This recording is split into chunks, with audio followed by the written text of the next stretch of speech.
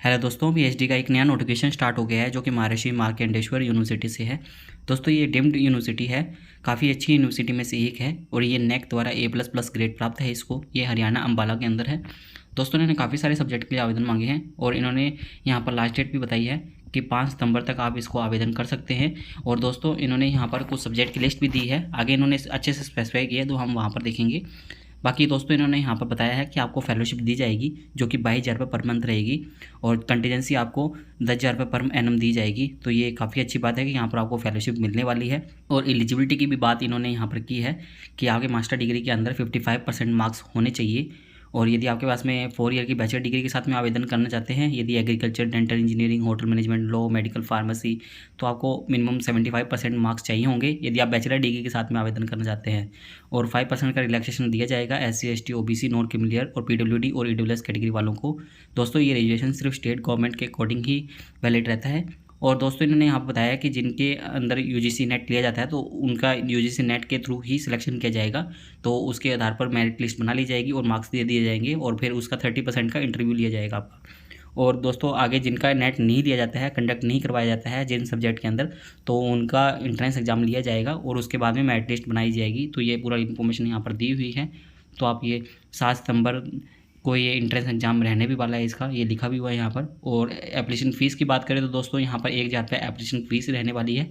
और दोस्तों इस बात का ध्यान रखिएगा कि इन्होंने यहाँ पर सबसे नीचे दिख रहा होगा आपको, इन्होंने यहाँ पर बताया है कि आपको ये फॉर्म ऑनलाइन आवेदन करना होगा और साथ में आपको हार्ड कॉपी भी सबमिट करवानी होगी जो कि आपको भेजनी होगी इनको इनके एड्रेस पर। तो आगे इन्होंने पूरी इन्फॉर्मेशन दी है। दोस्तों ये इन्होंने यूनिवर्सिटी के बारे में बताया है और साथ में इन्होंने ये डिग्री के बारे में बताया है कि कौन कौन सी डिग्री यहाँ पर लगेगी। जैसे कि आप देख सकते हैं मेडिकल साइंस के अंदर कौन कौन सी डिग्री वैलिड है, तो MBBS, MSc मेडिकल और MD, MS। और जैसे दोस्तों इन्होंने डेंटल साइंस के अंदर BDS, MDS वगैरह बताई है कि PhD होनी चाहिए।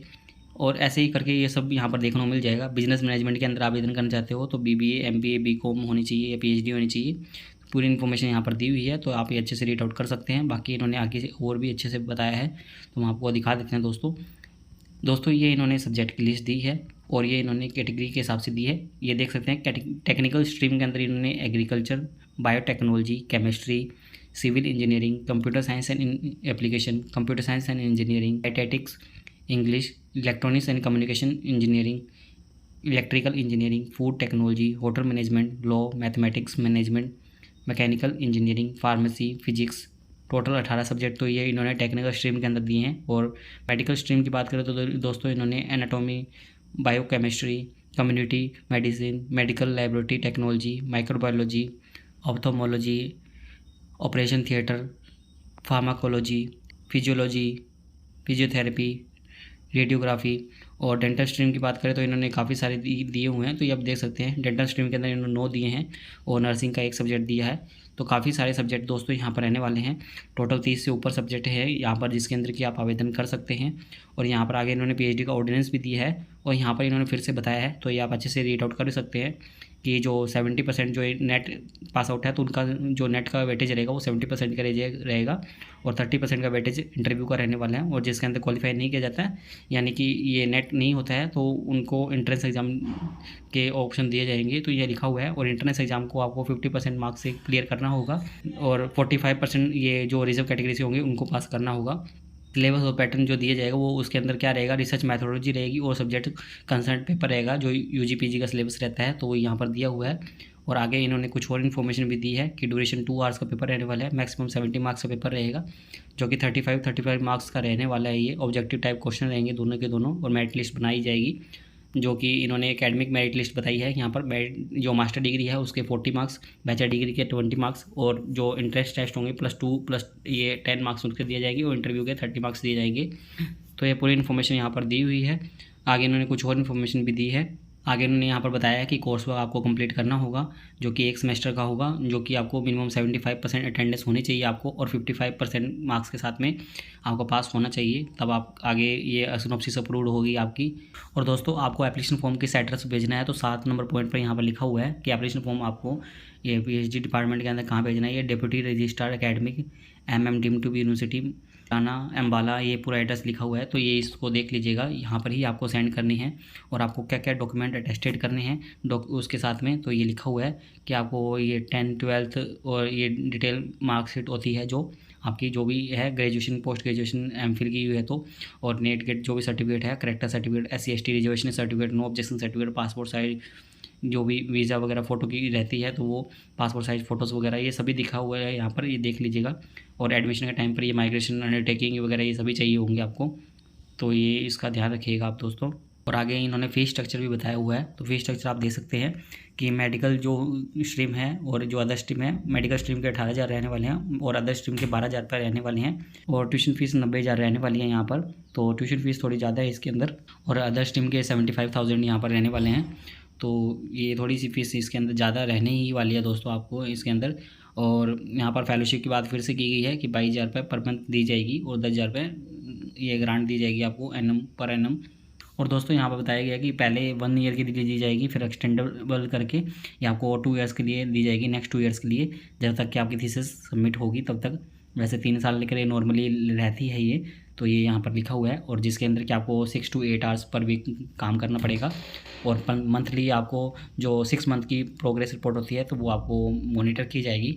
ये स्कॉलर जो एडमिशन के बाद में जो पेपर लिखेंगे तो वो पब्लिश होना चाहिए उनका एक पेपर, जो रिसर्च पेपर होगा पर ईयर एक पेपर पब्लिश होना चाहिए, जो कि स्कोपस या वेब ऑफ साइंस या पबमेड के अंदर वगैरह होना चाहिए। और दोस्तों ये आप थर्ड पॉइंट देखेंगे तो यहाँ पर इनके कुछ रूल वगैरह है, सेकंड और थर्ड पॉइंट ये थोड़ा ध्यान से देख लीजिएगा दोस्तों, क्योंकि काफ़ी लोग एडमिशन ले लेते हैं फेलोशिप के चक्कर में, बट उनको थोड़ा ध्यान भी रखना होगा ये चीज़ें। कि यहाँ पर इन्होंने बताया कि जो फेलोशिप इनको दी जाएगी तो उनकी PhD कंप्लीट हो जाती है तो उनको सर्व करना होगा इस यूनिवर्सिटी के अंदर। तो जो जॉब के अंदर सैलरी रहेगी वो तो उनको दी जाएगी, बट जब तक ये आपकी फेलोशिप की अमाउंट क्लियर नहीं हो जाती, जितनी भी आपने फेलोशिप ली है उसके बराबर की अमाउंट नहीं हो जाती, तब तक आप उस यूनिवर्सिटी को लीव नहीं कर सकते, आपको वहाँ पर सर्व करना होगा। बट सैलरी आपको दी जाएगी, वो यहाँ पर रहने वाला है, ये आप थोड़ा देख लीजिएगा। क्योंकि काफ़ी स्टूडेंट रहते हैं कि जो PhD बाद में कहीं फ़ॉरेन जाना चाहते हैं या किसी और यूनिवर्सिटी के अंदर टीचिंग के लिए अप्लाई करना चाहते हैं, तो वो देख लीजिएगा कि यहाँ पर इनका बॉन्ड साइन होने वाला है। तो पहले इनको इसी यूनिवर्सिटी के अंदर आपको टीचिंग की जॉब दी जाएगी, तो वो देख लीजिएगा। और दोस्तों ये ऑर्डिनेंस है, इसका ऑर्डिनेंस के अंदर भी कुछ इन्फॉर्मेशन दी हुई है, तो ये आप अच्छे से रीड आउट कर सकते हैं। इसके अंदर एलिजिबिलिटी से रिलेटेड और जो आपके PhD के अंदर क्या क्या प्रोसेस रहेगी तो वो पूरा यहाँ पर दिया हुआ है। मिनिमम 3 ईयर्स की PhD रहने वाली है, मैक्सिमम 6 ईयर के लिए जाएगी, 2 ईयर का ये आपको एक्सटेंशन दिया जाएगा, तो ये यहाँ पर लिखा हुआ है। और ये आगे कुछ और इन्फॉर्मेशन भी है, तो ये आप अच्छे से रीड आउट कर सकते हैं। और इन्होंने ये कैटेगरी 1 2 3 ये इन्होंने नए वाले सिस्टम के हिसाब से इन्होंने कर दिया है अपना, जो भी एडमिशन दिया जाएगा UGC नेट के हिसाब से। आगे इन्होंने ये पूरी इन्फॉर्मेशन आपको यहाँ पर देखने को मिल जाएगी दोस्तों। इन्होंने ये PhD के बाद की प्रोसेस भी क्या रहती है, कोर्स वर्क के अंदर आपका किस प्रकार से रहेगा, ये आपको देखने को मिलेगी यहाँ पर। और ये आपका इवैल्यूएशन किस प्रकार किया जाएगा, ये पूरा इन्फॉर्मेशन आपको देखने को मिल जाएगी दोस्तों। इस नोटिफिकेशन से रिलेटेड सभी लिंक आपको डिस्क्रिप्शन के अंदर मिल जाएंगे। और दोस्तों ये नीचे इन्होंने यहाँ पर आप देखोगे तो यहाँ पर इन्होंने एप्लीकेशन फॉर्म भी अटैच किया हुआ है, जो आपको ऑफलाइन सेंड करना है, जो इन्होंने लिखा हुआ है। ये पूरा एप्लीकेशन फॉर्म है, ये आपको फिलअप करके इनके एड्रेस पर सेंड करना होगा। और दोस्तों जो भी आपने ऑनलाइन फॉर्म फिलअप किया है वो भी आप सेंड कर दीजिएगा सभी अटेस्टेड डॉक्यूमेंट के साथ में।